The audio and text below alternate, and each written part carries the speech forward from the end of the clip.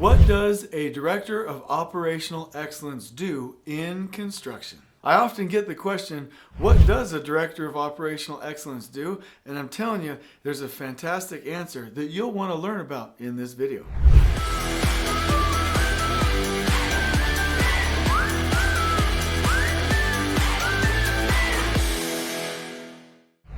And so why is this role so important? What is one of the main things that you'll want to focus on in this role? And are there any resources out there to help me if I'm in this role? Or you, because I'm talking to you. So this is what we're going to cover right now. So let's go ahead and begin and get the general job description out of the way. And then we're going to talk about some really important concepts. So what does a Director of Operational Excellence do? Well, they set the vision for department priorities, partner with leadership for long-term planning, act in an advisory role, maintain an overall master program schedule. They develop the annual report. They recruit and onboard needed resources. They lead quality and compliance programs. They most of the time oversee contract administration efforts. They oversee budgets. They create and implement improvement efforts for the overall organization. They streamline communication. They support people's professional growth. And they coach and mentor direct reports. So this is something that you would see in any search for the role of Director of Operational Excellence. But I want to dig deeper, right? And so this digging deeper will enable you, or if you oversee a Director of Operational Excellence, it will enable them to really start to see what I call, actually I don't call it, Nicholas Modig calls in his book, This is Lean, a flow efficient organization. So how should you approach your role, or how should you encourage them to approach their role if they're the Director of Operational Excellence? Well, first and foremost, what does operational excellence mean? And it really means that we're delivering a product to the customer with the shortest overall total duration at the lowest overall total project cost with the highest amount of value and quality. That is what we're attempting to do. So we're not, and Nicholas Modig talks about this. How's that for name dropping, by the way? Talks about this all the time. We're not attempting in an organization to sub-optimize departments. For instance, if you have your business development department and your pre-construction department and your finance department and your legal, a Director of Operational Excellence is not looking to make each department as efficient within themselves in a siloed manner, because then you get kings and queens over the departments on their islands fighting each other. What that person is attempting to do is to create flow from the inception of a project all the way to the customer, delivering customer value in a way that reduces waste and adds the most amount of, yes, you guessed it, value. So here's some advice. If you are heading in the direction of becoming a Director of Operational Excellence, I highly recommend that you check out the book, This is Lean. I highly recommend that you, and I will link you to this in the description below. I'm already giving everything away. I should have hooked you like later on, but I will give you in the description below a link to courses that are delivered by HUPS, which is Nicholas Modig's company, where they specifically train on how to create value for customers and to implement operational excellence. And so the first thing that we have to do is understand that there are resources, there is lean training for you in your role. Second, and here's some advice. I really believe that a Director of Operational Excellence, and I've seen some good ones, by the way, and I can actually, if you ever want to, put in the comments below. Please reach out to me if you want to talk to some of my favorites that I've observed that really know what they're doing. They would love to talk to you. But the second requirement is you must know something about business. And so I'm talking Jim Collins. I'm talking Gino Wickman. I'm talking Patrick Lencioni. I'm talking about the best business wisdom the industry has to offer. I'm talking Dan Sullivan, right? I'm talking like some of the greats. You're going to have to know these systems and how businesses really work. That way you can create flow efficiency through them. So I highly recommend you check out those authors that I just mentioned. I love Dan Sullivan when it comes to getting the right people on the bus. I love Jim Collins when it comes to his concepts of what makes companies great and what allows them to last. I love Patrick Lencioni when he talks about how to build teams and create clarity. And I love Gino Wickman in his books where he talks about how to run the business systems themselves. And so if you're a director of operational excellence, please become familiar with those, because you will have to understand the steps of creating and managing a business in order to create flow through the business.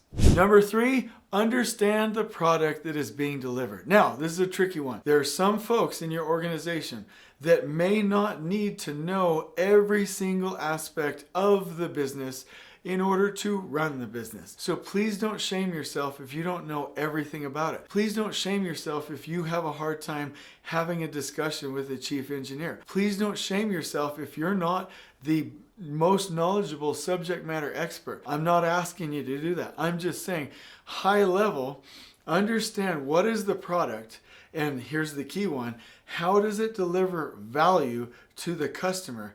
And actually, I should have probably started with this. What does the customer want, right? And so the merging of what is needed to drive results, what the customer wants, and increasing that value is what you need to understand, because every effort in the organization will bend towards that customer value and driving those results.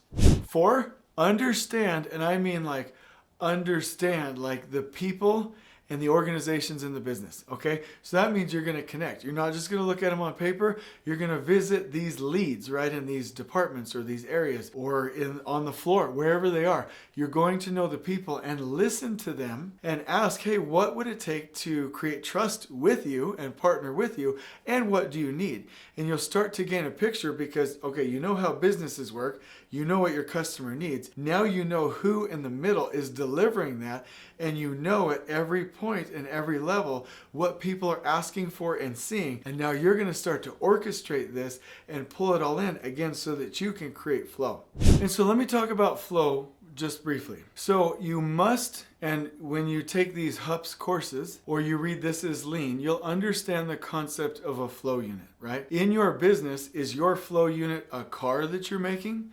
Is it a patient? Is it the train of trades like in construction? And you're obviously on a construction channel, so it might be that, right? Or are you manufacturing something, right? Are you prefabricating, pre-assembled units or bathroom pods or multifamily actual building segments, right? Like, what are you doing? What is your flow unit, right? And that flow unit is what you need to track. And so there is a value stream within the organization from the inception of a project or the customer request or the customer order, right, all the way to delivery. There is this chain of activities throughout. And there will be value add activities, non-value add activities that are necessary, and non-value add activities that are not necessary, that need to be cut out, right? And so what I'm asking you to do, and in those trainings you'll get more details, but map out the flow of your flow unit and map out that process and see if you have any waste, overburden, or unevenness. Are there any non-value add steps in that process? Are there any non-value, and I mean non-value add not necessary, right? Non-value added steps, non-value added communication, non-value added systems, non-value added technology, non-value added processes. Is there anything in there that is creating a hindrance or a roadblock or unevenness or overburden in the flow of what you and your company are attempting to produce? And so that's what you're watching for. So you're seeing all these things, but pay attention to the flow unit. So a couple closing steps. Well, actually, there's one really important closing step. Hey, we want to be together. Like, let's do this thing. Let's go ahead and like and subscribe. Hit that subscribe button. We're both going to feel good. You're going to love it. I want to stay with you. I'm here for you, okay? So go ahead and click that button right now. But in closing, I want to say there's a couple key things that I want to ask you to do.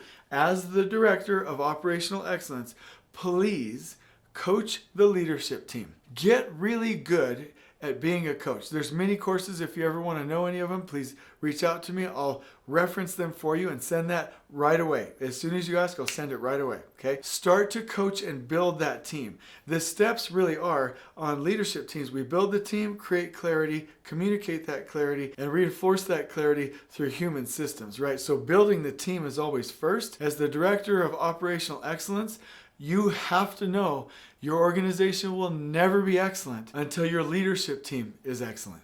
Number 2, make sure you have a great strategy deployment effort, right? So you must have business clarity and you must know, hey, what is the main goal? Not only your 1 year, 3 year, and 10-year goal, but what is your main goal or your thematic goal for the next 3 months, okay? And if you know that, what are the key goals that must be accomplished in order to accomplish that 3-month thematic goal? And then what is everyone in the organization going to do to help accomplish that? I will link you in the description below to a series of podcasts that will explain in detail how this is to be done. But once you've built your leadership team, step 2 is you must get clarity on who the business is, what they're doing, their purpose, vision, mission, core values, and most importantly, what are we doing in the next 3 months and who is helping us to do it. Number 3, really understand the activities and resources that you have available to you, meaning the things that you can do and the things that you can use in order to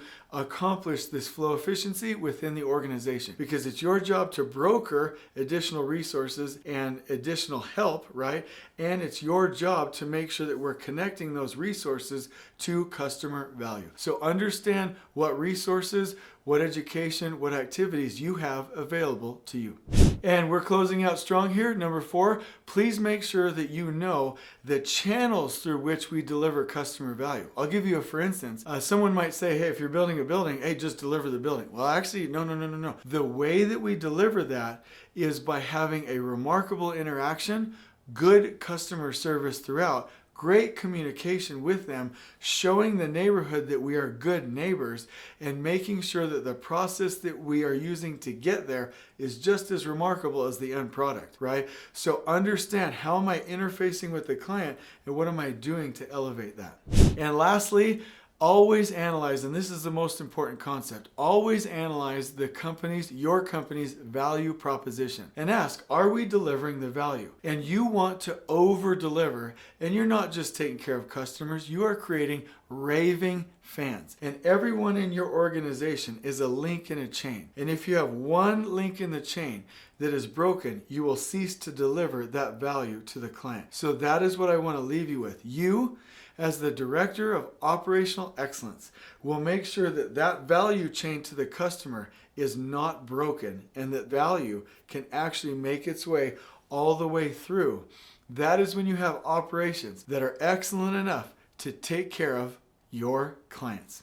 I really hope you've enjoyed this video. I hope this has inspired you. If you're like, wait, I didn't get a full training on this, that's not what this was supposed to be. I'm inspiring you right now. Don't you feel inspired? So I'm going to, as we leave this video, link you to not only the HUPS resources, right? Not only some really cool podcasts. I'm going to link you to some resources and lists that will really help you get started in a remarkable way in your role. On we go.